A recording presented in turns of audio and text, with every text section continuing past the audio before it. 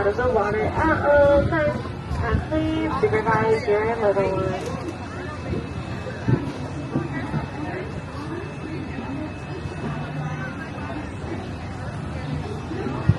Now as we open our storybook, we enter the jaws of Monster the Whale.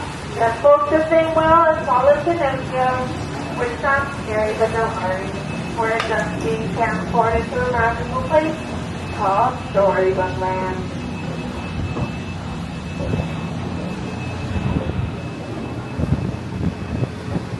Now our story begins with a big bad wolf whose cave is ahead on our left-hand side.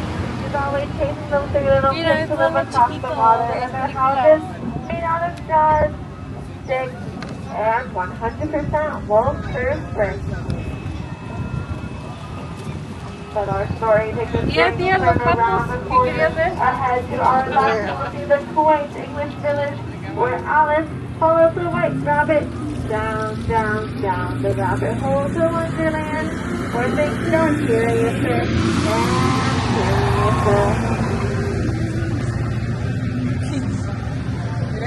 Now to our right, you might see some giant ducks sitting on London Park. This is where Peter Pan, the darling children, and Tinkerbell all flew to Neverland, where they would never, ever have to grow up again.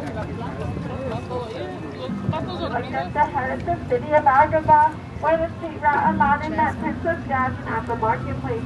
They fell in love with the help of their genie's magic, and now live in close college together on top of the hill.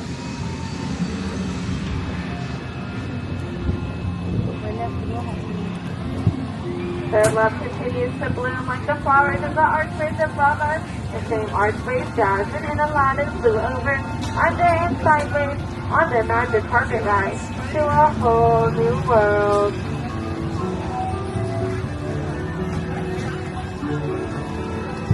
But folks, this love story also comes with mystery from the Cave of Wonders ahead. Among its treasures is the genie's magic lamp. Legend has it you release him by rubbing the lamp. He'll grant you 3 wishes. So let's make our wishes in the cave and hope they come true.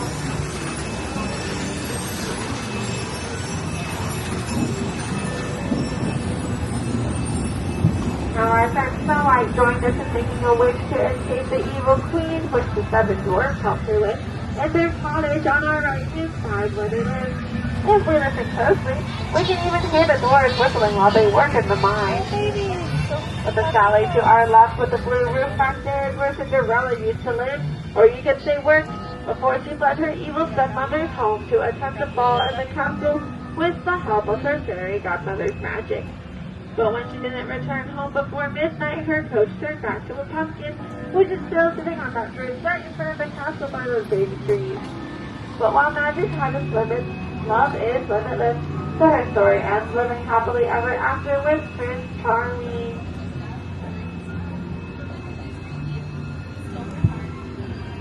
Now, folks, we talked plenty about wishes, but our stories also include dreams that come with sleep, like the sleepy flowers on our left-hand side, from the 1933 cartoon Lullaby Land, which inspired many of Walt Disney's stories that we have featured at the park. And the human wondering how everything in this little land stays miniature, our friend Tinkerbell cast her enchanted magic all over Storybook Land every night while we go to sleep. So a huge thanks to Miss Tinkerbell for all of her magical help, especially during the night shift. And among many of Walt Disney's inspired stories is The Wind in the Willows, which follows the wild adventures of the mole, the rat, and Mr. Toad, whose stately manner is on our left-hand side. I'm sorry, folks, Mr. Toad is not home today. He took his other motor car out on a journey to nowhere in particular.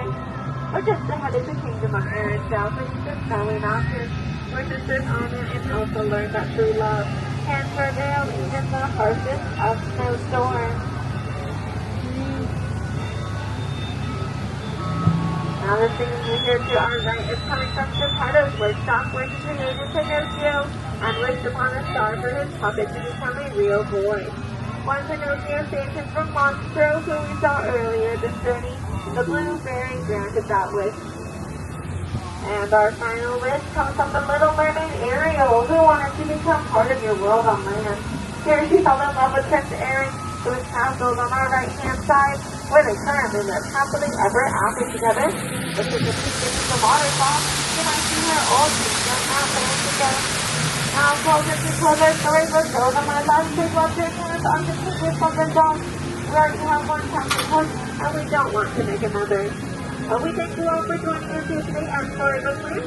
Come and past the rest of my storytellers. We hope you have a wonderful rest of your time at the park. And as we plan to attempt to stop our guests, we are going to remain seated until our count.